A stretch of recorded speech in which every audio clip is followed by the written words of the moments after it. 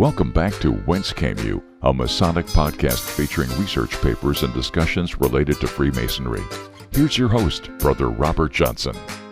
All right, thanks for coming back, everybody. This is episode 244, Australian Masonry Part 2. This week we've got a great interview with Australian brother Wayne Greenley, who is pretty much a newer Master Mason, just raised a few months ago. And he's got a really unique perspective, and it was just great to catch up with him. He's also our first international correspondent for the Midnight Freemasons. So we've got a great show ahead of us. We've got illustrious brother Stephen L. Harrison coming on the program for his always amazing Masonic Minute. And we've got some great news. So I'll go into the news first, just to let you guys know. We had a great piece and a great response over the weekend.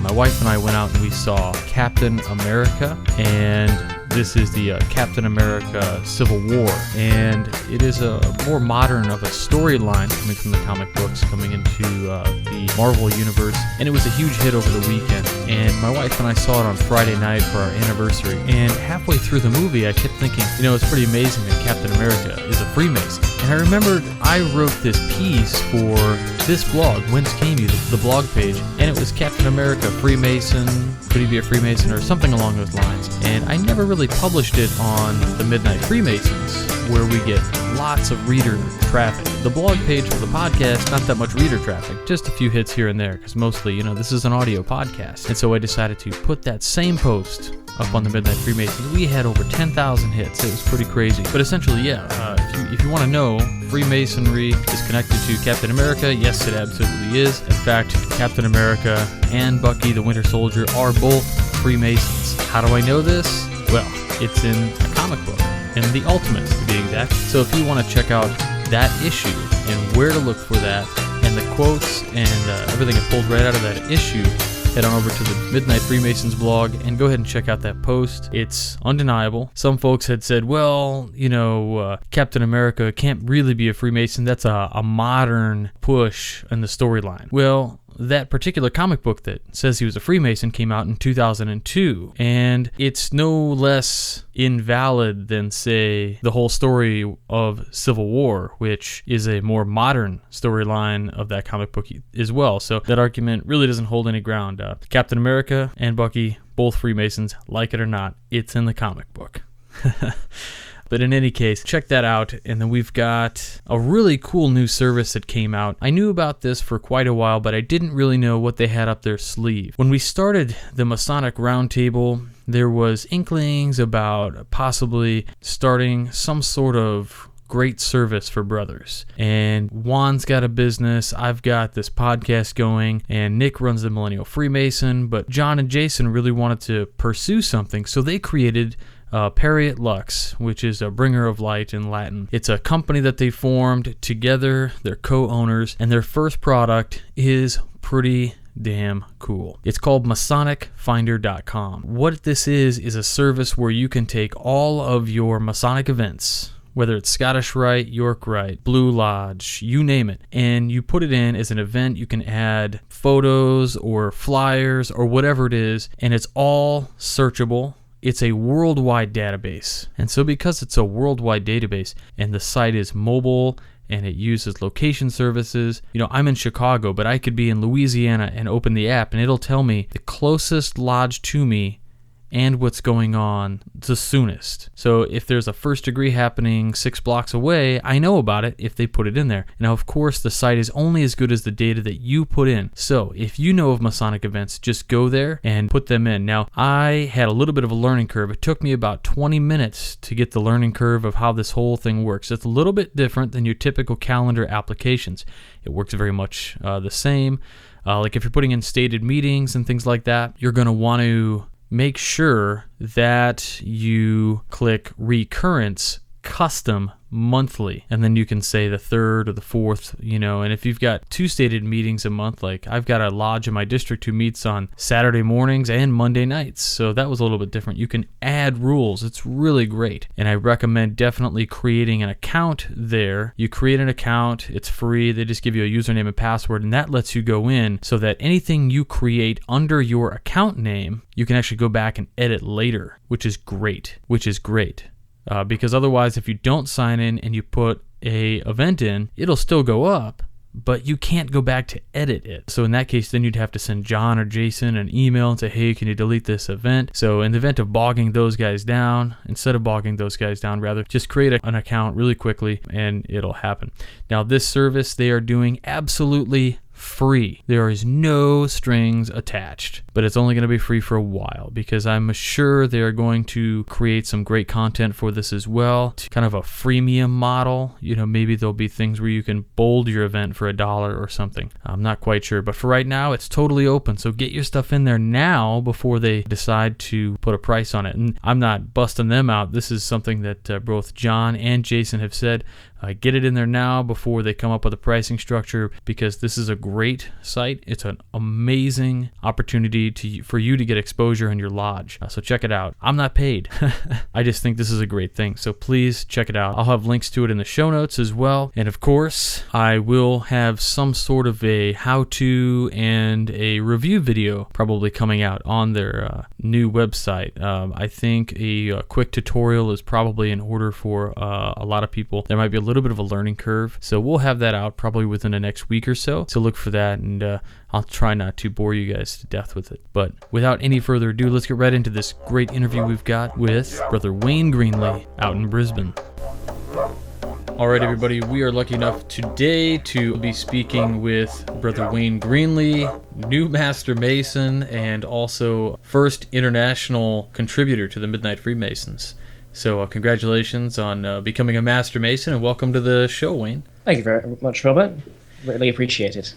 Yeah, I appreciate you taking the time to do this. A lot of guys might not know that the difference in Australian time makes these interviews and these phone calls right on the cusp of possible. So it's late here. It's like 10 o'clock at my time, and it's about 2 in the afternoon his time tomorrow. So I think we might be breaking the space-time continuum. I'm talking to a man in the future. Yeah, I'll try not to spoil it for you. Hey, thanks. I'm looking forward to finding out what comes tomorrow. So I guess earlier we spoke with Jack Aquilina, who's in Melbourne, and you're in Brisbane, correct? Yep, correct.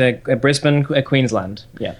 So I guess the first question is, Australia is states and territories, yep, as I understand it. Different states have different rituals, similar like here in the United States, there's ancient free and accepted Masons and there's free and accepted Masons, and they're just slightly different. Would you say that Masonry from state to state in Australia also is only slightly different, or would you say that it's a little bit more complex than that?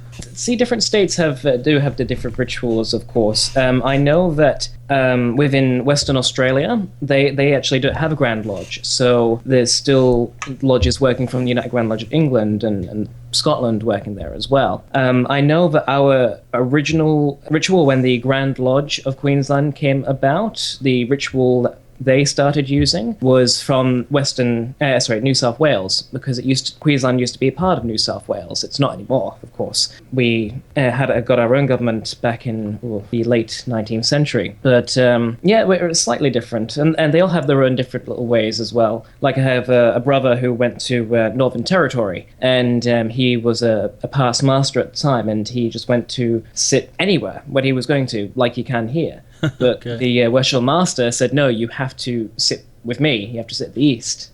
Oh, and wow. we don't have that. Yeah, so very proper, I guess. And in the States, it's a little bit different where we don't really have like an office for an immediate past master per se. Many times an immediate past master just takes a seat on the sidelines or fills a spot when needed. I guess in my case, I took the spot of the secretary. So I'm still to the left of the worshipful master in the southeast. But so our secretary is in the northeast. Our secretary and treasurer. Okay, so yeah, we have two different offices. We actually have a secretary and a treasurer. And it's kind of funny, we deal with the silliest of intricacies within Freemasonry, these little bureaucratic differences where, like, we can't get a PayPal account for people to pay their dues because then the ritual states that the secretary has to pay any monies over to the hands. But if we have a PayPal account, we can't do that, and it's this conundrum, and people get in this circular logic, and then nothing happens. You recently went through your third degree, which was a long time coming. Yeah.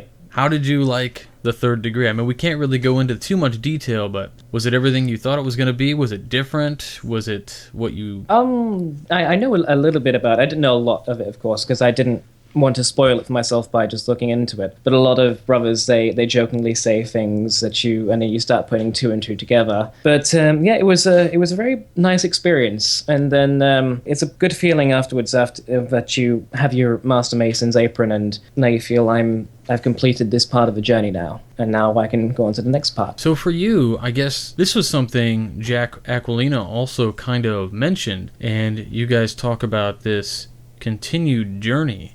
And see, here it's really like, okay, first, second, third degree, you're done. There is no kind of further thing unless you really want to find a chapter of Royal Arch or the Scottish Rite. And it seems like the idea in Australia anyway, or at least in Queensland now and in Melbourne, is that the next part of the journey meaning a Royal Arch chapter, I'm guessing? Oh yeah, we have plenty of orders, and one of them, of course, being the chapter or the Royal Arch. We also quite call of going through the journey as being able to go through the offices as well, which we all look forward to doing. The only I'm not sure about it in Melbourne, but within Queensland, you can't join another order until you've been a Master Mason for a year. So yeah, that's an interesting part. You've had your third degree, and that was a big part. So for me, I get to study it and really look deep into it and start asking plenty of questions about the third degree. Sure. So I was just going to kind of interrupt you for a moment here, but what a lot of people might not know is that, guys, Brother Wayne is involved in theater quite a bit. So when you learn ritual and things, do you find that you pick it up rather quickly? Are you excited to kind of get involved in that sort of way? Yeah, I really enjoy it. I actually said about I had my advanced diploma during my interview, which seemed to work well in my favor. I find learning lines very quickly, quite easily, and when I was a fellowcraft, I was able to deliver my first charge during another second degree to a brother. So that was quite good as well. And people said I did very well. Just so cool to hear somebody say to you, hey, you did a great job with that. Especially, it's like, well, I'm not even a Master Mason yet, but I'm doing the work for somebody else, and it's just so cool. I was so stoked, and Wayne had sent me a letter in the mail, coming all the way from Australia, and there was he had this great invitation card to his third degree, and I was like going over it and over. I knew the answer was I couldn't do it, but I kept looking to see, like, how can I make this happen, just a tremendous opportunity to be able to go out there. And I still have plans to come out this year, so I am looking forward to that. One of my questions for you is, what do you find in your experience in Australian Masonry? What you would consider the successes, the really great parts of Australian Masonry, and what do you think the craft is changing ever so slightly every year in different countries? In the UK, of course, in England and London, they've got this big campaign to be more open to the public, and I think that might just be this kind of reaction because of the laws there about having to disclose that you're a Mason and such. Are there such laws in Australia, or do you have those kind of things? How is it? No, it's nothing like that at all. There is a piece in Queensland legislation about how we handle our assets and such, but no, we don't have any problems with the law at all. That's great. Yeah. That's good to hear. What would you say the biggest issues maybe with, not to be critical of a Grand Lodge or jurisdictions, but what do you see as the challenges in Queensland right now as far as Masonry goes? That's a bit of a difficult question. It is. I mean, and I understand. I mean, it's fresh eyes. You're now a Master Mason, entitled to all the rights and privileges of a Master Mason. So it is kind of a loaded question per se, but just I guess beginner's eyes, fresh eyes. It's an important question because by asking you, we almost get the answer of first impressions, and we all know first impressions are usually pretty spot on. Well, I guess I'm not pointing anyone out, and this is certainly not all of Queensland Freemasons altogether. It's probably just one or two brothers. That there are some that are a little bit pernickety, and with the ritual, like, it has to be done this way exactly. And sometimes the way they go about telling other brothers could be detrimental, because then that brother could feel bad about things. But other than that, no, it's Oh, it's quite good here in Queensland Freemasonry. One of the good things I love about it is the diversity we have, because we not only we have our Queensland lodges, but holding under the Grand Lodge Queensland, we also have Scottish and Irish working lodges as well. That's awesome. So we kind of have the same issue. I mean, every lodge here in the United States has what we call ritual vultures, because they just pick at every little thing. Hey, there wasn't a U in there. There's only one now in that sentence. There's this, there's that. That gets on my nerves so bad. I guess these guys, they know their stuff. I guess we owe a little bit to them for riding our tails about it. But kind of coming back to, you talked about the diversity of the kind of different jurisdictions and the different masonry that's practiced in Queensland. Have you been, obviously you said that there is a diversity. Have you been to like an Irish lodge and a Scottish lodge? Yes, I've been to one or two Irish lodges, but I haven't been there whilst I've been doing any ritual work. But I've been to plenty of Scottish lodges, and whilst I was still a fellowcraft, I was able to take a second degree emulation. So I went through their second degree and got to take the oath again and learn different things and do different things. It was quite good. I really enjoyed it. That's awesome. It's a good lodge. It's called a Tuscan Lodge. Very good lodge. Very cool, very cool. Like here, we'll run through a practice or something with somebody, and if I'm lucky enough to attend another lodge in another jurisdiction. See, so I'm in Chicago, Illinois, and the issue with that is everywhere around me in the next, 3-hour drive in pretty much any direction, well, unless I go north, there's really no difference in a ritual. Especially in the United States, we have FNAM and AFNAM, and really there is no difference with the exception of some rod work, which just varies ever so slightly. Well, you'll see plenty of differences when you come over here. For sure. So here, it's very militaristic. The rods get snapped under the shoulder. Everything's these cool, crisp corners, and it has to be very military style. Yeah. Is it very much the same way in Queensland?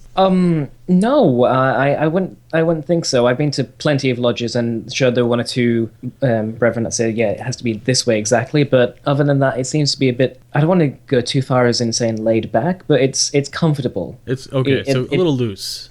Yeah, it's because if you attended a lodge that was very military-like and you had to do things a certain way and you got reprimanded if you didn't do it, then that's not a good feeling of going to that lodge. So you wouldn't go to that lodge. Yeah, for sure. Yeah, if you go to a lodge and somebody's reprimanding you and you're a visitor, you feel, well, why would I ever want to come back? So yeah, exactly. So you mentioned Scottish lodges. Do you guys have Scottish Rite down there? Yeah, we got the Scottish Rite down here. Yep. Any differences? I mean, so for here through us, we in the United States we have southern and northern jurisdiction. The northern jurisdiction has a 4th degree through the 32nd degree, and it's kind of broken up into 4 bodies. We have 4 through 14 is the Lodge of Perfection. We have 15, 16, Princes of Jerusalem. 17 up to, I think, 20. I may be wrong. If you're going to troll me on Facebook and yell at me for getting this wrong, please don't. It's the Knights of the Rose Croix. And then after that, it's the Oriental Consistory, which goes up to the 32nd degree, and then into the 33rd degree, honorary kind of degree, which is supposed to be this capstone in Scottish Rite Freemasonry. Same thing for you guys, or a little different? A little different. I think we do have 2 Scottish rites here as well. We have an Australian Scottish Rite and we have a Scottish Rite. Interesting. When candidates, when they're in the 3rd degree, they go straight to the 18th degree. So they don't go through the 4th to the 17th. I think they get, during this ceremony, there's a lecture of the 4th to the 17th, but no, they go straight to the 18th degree. Wow, talk about a jump. That's crazy. And then after that, I think you can wait 3 years, and that's when you're permitted to go to the 30th degree. So not even the 19th to the 29th. No, a very 30th. Very abbreviated form of the degrees. It sounds like that's that might wild. be fair to say. Yeah, I noticed before you had said about there being waiting times. For instance, to continue into a chapter, you have to be a Master Mason for a year. Here in the States, it's kind of recommended, but in no way, shape, or form do you have to wait. I mean, there are stories of guys here in the States who get a petition, like as soon as they get raised to the sublime degree of a Master Mason, they get a petition to join the Scottish Rite, the York Rite, and the Shriners. And then the next weekend, they're busy. you have waiting periods there. That's very interesting. If I did ask a brother about it once, and they said that Grand Lodge made that rule because a lot of brothers who had just become a Master Mason were being invited to all these orders, and then suddenly that brother would disappear. They won't be interested anymore. So they said, no, we'll wait for this and wait for a year, and then when that brother's comfortable, then he can approach those orders and join himself instead of being bombarded with all these invitations. Yeah, in today's world, we're always so busy, especially with jobs these days that have shift work. We're either up really early like you, or we work late like I used to, and it doesn't leave a whole lot of room for lodge sometimes. And so I think, we're struggling with that. And then if you also add in this mix of, I guess, additional places to go that might have some allure, you very well could lose them to that if you don't hold on to them for a year and maybe get them a little involved. I think the idea of holding on to them for a year, in my mind, my analytical mind thinks, well, the chances then they might get involved and join an officer's chair and then be, even after that year, not so interested because they're focused on the Blue Lodge or the Symbolic Lodge right now.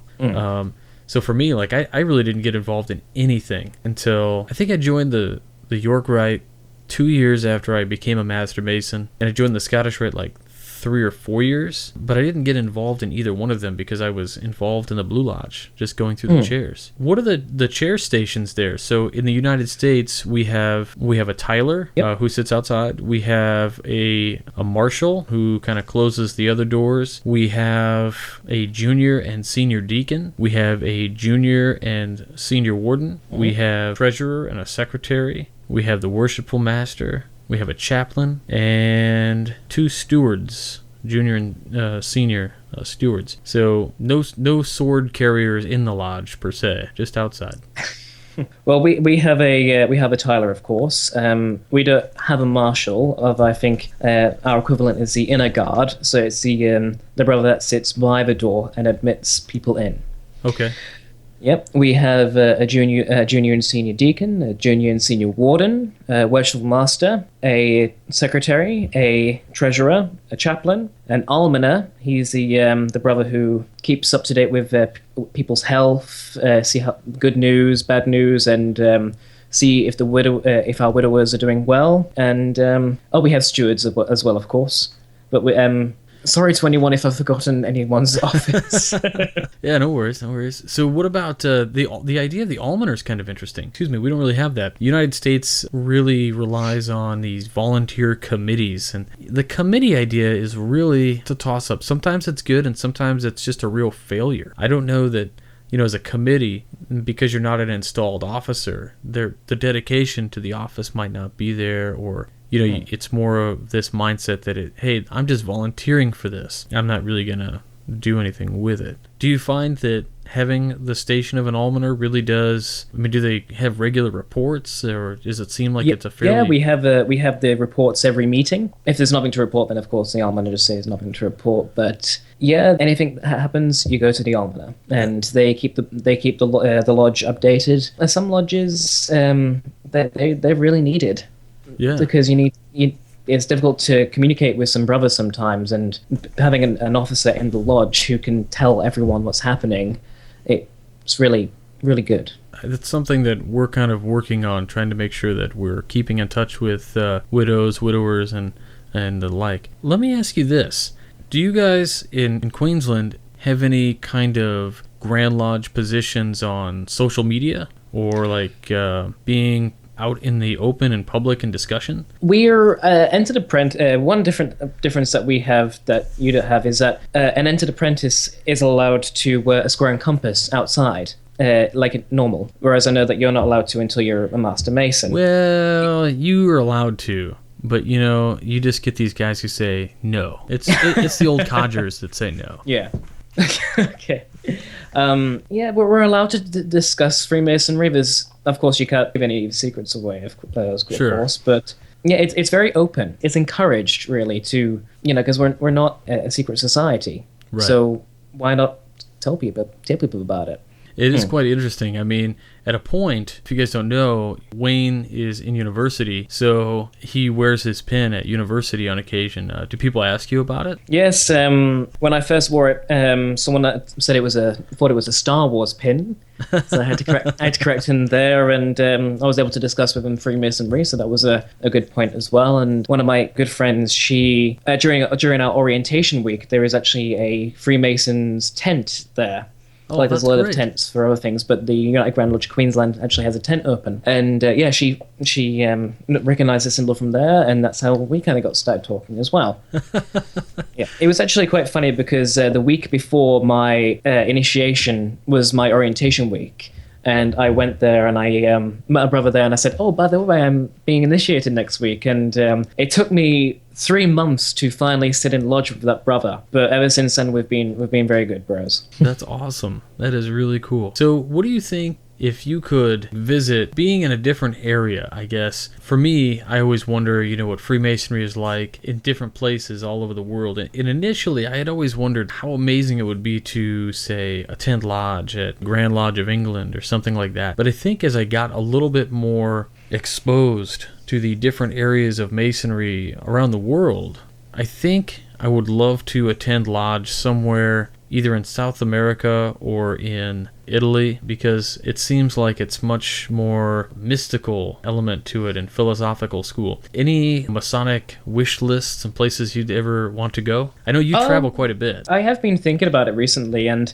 I can't remember if they have them at all, but if they have Freemasonry in India, I would love to see how they did it there. That would be fantastic. Yeah, it would be pretty interesting, right? I mean, it's kind of the home of Eastern philosophical thought, and to see kind of a Indian interpretation of what we do would be fascinating. Absolutely. Yeah. So one question that I kind of glazed over and I didn't ask right away, and I guess that's kind of just my fault, oversight, but how did you get interested in Freemasonry and why did you join? I'm always afraid of telling brothers the how I first found out about Freemasonry, because it's probably going to be a story that a lot of people share, and some brothers are going to think, oh, why? But I first found out about Freemasonry from reading The Lost Symbol, but I wrote it objectively, so I didn't think that Freemasons knew the secrets to apotheosis or anything like that. Sure. But I liked the idea of Freemasonry, so I started researching it. Not going into any of the rituals or anything like that, just looking into the history of it. And dear brother of mine, Right Worshipful Brother Harold Littler, we were doing theatre together, and he just noticed me reading a book on Freemasonry, and he just said, "Yeah, I'm a Freemason, and if you ever want to join, just let me know." And I was flabbergasted at that point. I just didn't know what to say. Right. But for me, I couldn't join at that time because I was still a teenager and I wasn't really financially stable. And I didn't have a car, so I couldn't attend the meetings. And then about 2 years ago now, well, nearly 2 years, I finally realized myself, no, I've got a job now, I've got a car. There's absolutely no reason why I shouldn't become one now. So I went up there, so I gave Harold a call and got the process started. That's awesome. It's kind of funny. We talked about, you said it was kind of silly, this idea of joining because of something like the lost symbol. But that is such a common, and it's a common story I hear all the time. Either the lost symbol or something from Dan Brown or National Treasure. Todd Creason, the founder of the Midnight Freemasons blog, is joined because of National Treasure. He saw, Harvey Keitel's ring, and he was ready to join. And it's just kind of funny, this guy Dan Brown, who's brought so many people into the craft inadvertently, and is not a brother himself, which is wild. So, do you have any family history of Freemasonry? No, when I went back to my hometown 2 years. This was when I was still a candidate to become a Freemason. In fact, I had my interview on the 7th of December, and then I went back to my hometown on the 8th of December. But I got to visit the lodge in my hometown. It was Minerva Lodge, number 250 on UGLE rostering, and some of the old blokes said, "Oh, what's your mother's maiden name?" And I just said my mother's maiden name, and they said they recognize that name. So it's potential that I have a family member, distant relative, But as far as I'm aware, no, I don't have anyone. Yeah, I thought for sure I would have had somebody, and I couldn't find anybody for the longest time, and I still don't think it's really common.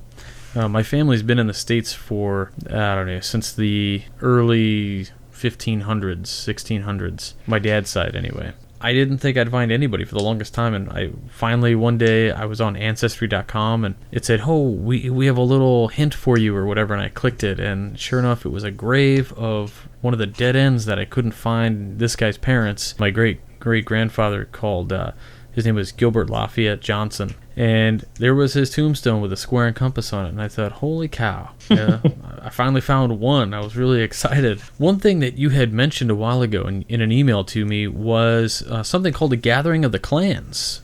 What is that? The Gathering of the Clans is our Scottish lodges. They all get together and perform a third degree. Quite a spectacular event. It's only done once every 2 years. It's been going on since 1992, and this year it's done in April, and I believe it will be done at the Queensland Grand Lodge Memorial Centre. So it's going to be quite a show. And if anyone is listening and would like to come, then you're more than welcome to come to see it, as long as you're a Master Mason, of course.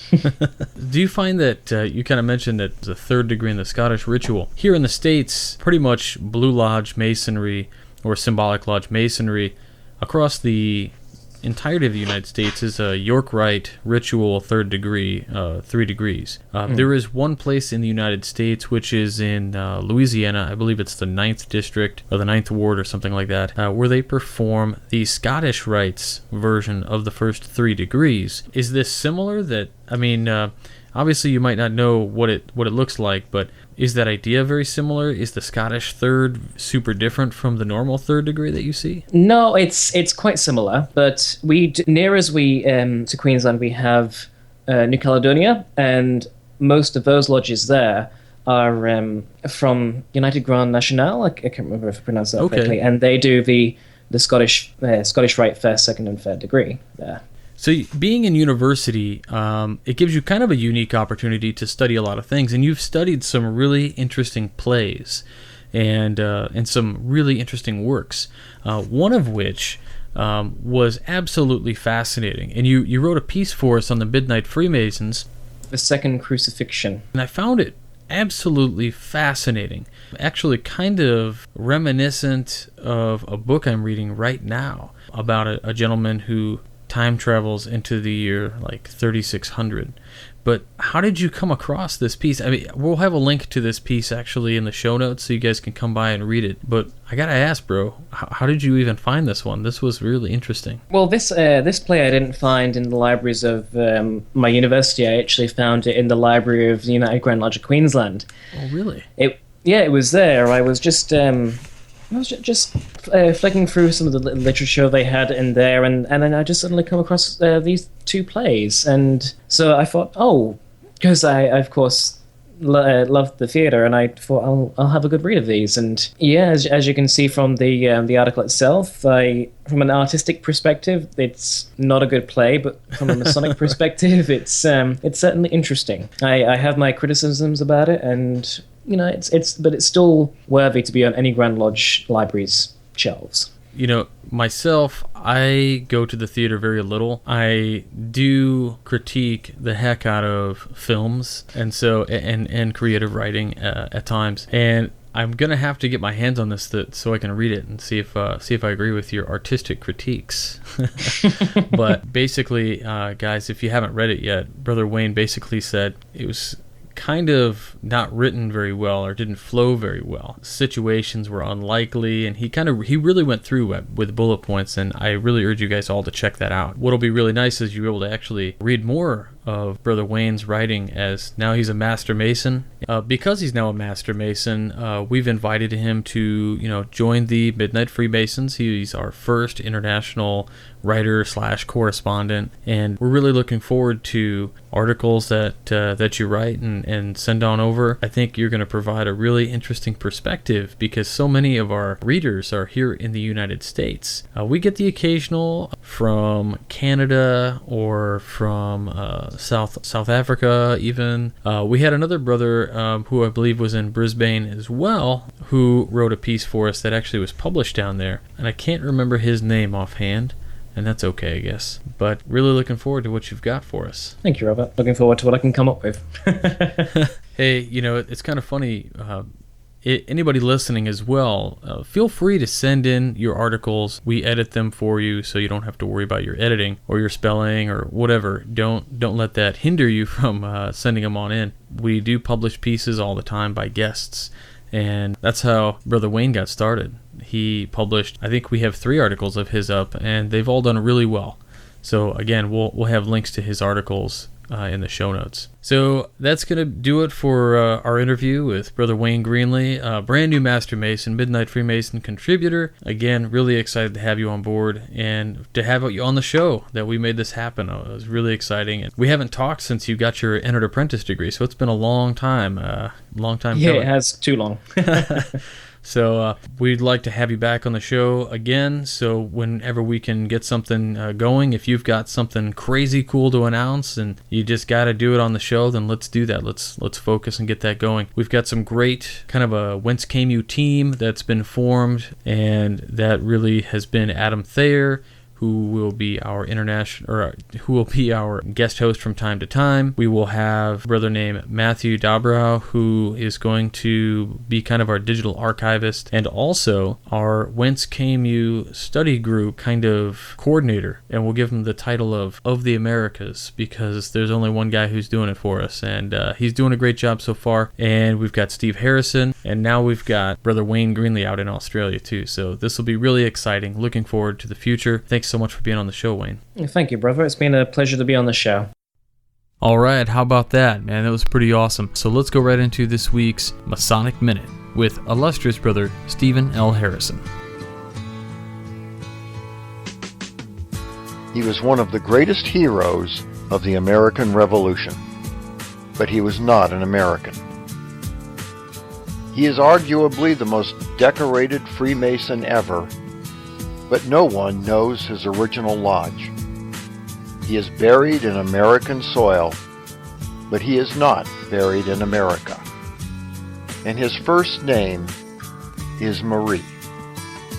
You might, however, recognize him by his full name, Marie Joseph Paul Yves Roche Gilbert Dumatier Marquis de Lafayette. Sometimes known as the Forgotten Hero, the Marquis de Lafayette secured France's assistance during the American Revolution, an act which very possibly ensured the defeat of the British and the birth of a new nation. He was so taken by this new country and its concepts of democracy and equality, he once remarked, "From the moment I heard the name America, I loved it." More than 50 towns in the United States are named after him. Marie Antoinette mocked him when she first met him. However, he was only 19 when he became a major general. He commanded colonial troops in 1777 under conditions so poor it is said they resorted to eating their shoes. He warned General Washington that opposing forces in Congress wanted to remove him, gaining Washington's trust for a lifetime. Washington had no son. Lafayette had no living father. Washington considered Lafayette a surrogate son, and Lafayette named his son George Washington de Lafayette in honor of his friend. Lafayette used the slave Armistead to infiltrate Cornwallis camp and thereby outsmarted and defeated the general. And when, exclusively due to Lafayette's assistance, that slave was freed, he so loved the Frenchman he changed his name to James Armistead Lafayette. When he took the fort at Yorktown, his troops' guns were empty. He used only fixed bayonets to win the battle. And then he ordered his band to play Yankee Doodle while the British surrendered their arms. Lafayette urged Washington to make the experiment in democracy complete by removing the taint of slavery from the United States. With Thomas Jefferson, he drafted the Declaration of the Rights of Man. Imprisoned during the French Revolution, he gained his release as a result of the pleadings of George Washington. James Monroe invited him back to the United States to celebrate the 50th anniversary of the American Revolution. 80,000 people, 2/3 of the population of New York, greeted him. In the U.S., he visited all 24 states, declaring, "Someday, America will save the world." He stopped his parade in Virginia when he recognized James Armistead Lafayette in the crowd, and the two had an emotional reunion. He removed American soil. Some reports say from Bunker Hill, others say from a spot near Washington's grave, and took it with him back to France. Today, his body rests beneath that soil. Above all, the great legacy of the Marquis de Lafayette was his passionate advocacy of human rights and the democratic principles embodied by the new United States. French writer, politician, and historian François-René du Chateaubriand was so impressed by Lafayette's single-minded dedication as a champion of democracy and equality, he said, "Monsieur de Lafayette had only one idea. Happily, it was the idea of the century." For the Whence Came You podcast, this is Steve Harrison with the Masonic Minute. All right, another great segment by illustrious Brother Stephen L. Harrison. If you really enjoyed that content, head on over to our YouTube channel where you can watch the videos that accompany this great audio. Brother Stephen L. Harrison puts these together for us, so please show some love and some thanks by trying to pick up maybe the ebook or the print copy of Freemasons at Oak Island or Freemasonry, Tales from the Craft, two great books that he's got out. And if you can find it, Freemasonry Crosses the Mississippi is a very great book, very well written. It's a great historical book, especially if you're from, the area down there, the Missouri area. Great historical value. I think I went on Amazon and I looked for it and I found it used for like over $500. So if you can find it, pick it up. It's a good book. He's actually working on another book right now. I can't say too much about it, but I'm hoping to have Brother Stephen on the show at some point in the near future to talk about it, and it'll be great. Speaking of Brother Stephen talking, we've got something really cool coming up, which is going to be on June 26th in Crete, Illinois. There is a Masonic Symposium where Brother Stephen L. Harrison, he was going to talk about Freemasons in Oak Island, but he's got this other great presentation that's really Master Mason only, so we're really looking forward to that. And I'll be at that same presentation presenting a different topic that day, most likely my topic on the Word, which should be pretty interesting for a lot of you esoterists out there, and specifically if you've got an interest in science, because this is a presentation where we talk about the Word, the science behind it, blended with the myth, and hopefully come up with an idea of what the Word really is or was. So I hope you guys come out for that. And other presentations we've got going on, I've got May 20th, I'll be at Leyden Laurel Lodge number 1057 in Franklin Park, Illinois. May 31st, I'll be at Damascus 290 in Milwaukee, Wisconsin. I'll be talking about the Word or Colonial Masonry, we'll see. June 4th, Rockford, Illinois. Details pending, not quite sure on that yet. And then at some point in 2016, maybe later, 2017 it looks like, I'll be in Honesdale, Pennsylvania. That date keeps getting pushed back. So the next thing I want to do is read the next part of Bringing Back the Light by illustrious brother Todd E. Creason. So of course last week we left off on this part about something being hidden in the attic. Well, this week we're going to take it right from the top of Bringing Back the Light Part 3, Hidden Treasures, again by Midnight Freemason founder Todd E. Creason, 33rd degree.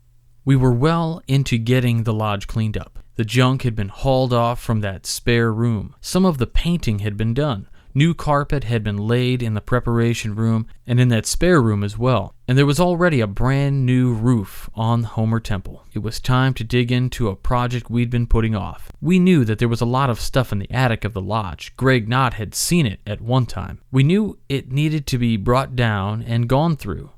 So one Saturday morning we gathered at the lodge, and with the help of several Boy Scouts, we set about the task of bringing it all down. We knew a lot of that stuff could have some historical significance, not only to the fraternity, but for the community as well. So we had two members of the Homer Historical Society, Molly Schoaf and Ray Cunningham, there to look through what we were bringing down. We set up a bucket brigade, and the ones that lost the coin toss and were up in the attic began handing down the load after load after load after load of stuff. We filled several tables in the dining room. We covered the floor of the Tyler's room, and it just kept coming.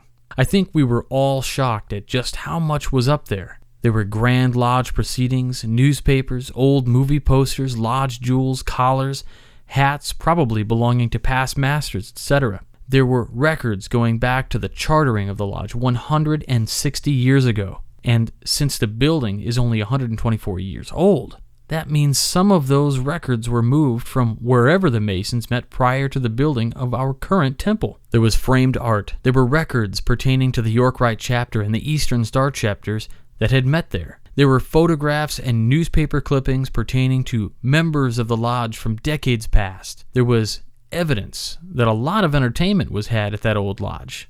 There were many, many decks of old playing cards and poker chips. It was a time capsule. Most of the records and newspapers went with the Historical Society. So far as I know, they are still going through those records. Some of the things they found were missing puzzle pieces of the town's history. There were a few things we found up there that were pretty amazing, like old ceramic record albums with degree music on them that were recorded by the John Philip Sousa Band. There was an old print up there, so covered in dust we didn't even realize that it was anything on the old frame when it was brought down. I've looked and never found another Masonic print like it. Every square inch of that 18 by 24 inch print is covered in tiny text quoting Masonic ritual and teaching. As we looked at all this stuff, something changed. The purpose of our project seemed to change. At least it did for me. It was no longer about saving an old building or even a lodge. It was about saving a piece of history that, at least for the time being, was still alive and well after 160 continuous years. Once we got all that stuff down from the attic, the question was what we were going to do with it once we got through it all. Put it all back up there and collect dust again? How could we tell the 160-year-old story of Freemasonry in Homer, Illinois, that all these old artifacts represented? Remember that spare room I mentioned? It had 3 old glass cases in it, probably leftovers from one of the businesses that operated out of the first floor of the temple at one time or another. Kind of like the display cases you'd use in a museum. Perhaps that's a story for the next installment. The story of the Homer Masonic Temple Museum. Todd E. Creason. So there you have it. They found some amazing artifacts up in the ceiling, up in the attic. They brought them down, and they felt the history. Their whole mission changed. And in the next installment, you're going to hear what they did with that stuff. And there was a little clue about a Masonic museum. So stay tuned for next week. We're going to have a great episode next week. We've got with Frater O. We're going to have a great conversation with a gentleman named Dr. Bruce S. Fisher. Hopefully, as long as nothing goes awry, we'll be able to have him on the show. It'll be great. And of course, we'll have the 4th part of Bringing Back the Light with Todd E. Creason. With that, we're going to call it for this week. Please remember to find us on Facebook, follow us on Twitter, Check us out at the email address wcypodcast@gmail.com if you're on Google+. That's where you can get us. There's also a show page for it there on Google+ as well. Don't forget to read the Midnight Freemasons 3 times a week for amazing content every Monday, every Wednesday, every Friday. That's a lot of articles, guys. We publish more than anybody else. Consistently have really good numbers, and we've got great readers, great comments, and great conversation. So if there's a great article that you love and you want to put it in your trestle board or something like that, go for it. You don't have to shoot me an email. I get emails every once in a while, and they're asking, can we use this? We've got it right on the website there. It says, go ahead and use it. Just make sure you attribute to the original author, and that's all we ask. So check those out. Use them at your leisure. Use them for short educational pieces in your lodge, whatever. It's all good. Got it set up so that it works with Reader on your iPads, iPhones, so check that out also. It's a nice little feature. And of course, if you like Masonic podcasts, please don't forget to check out the Masonic Round Table. Every Tuesday at 10/9 Central, you can interact with us live via social media. So until next week, stay on the level, guys. For Whence Came You, I'm Robert Johnson. You've been listening to Whence Came You, a Masonic podcast featuring research papers and discussions related to Freemasonry with your host, Brother Robert Johnson. Be sure to join us for our next edition.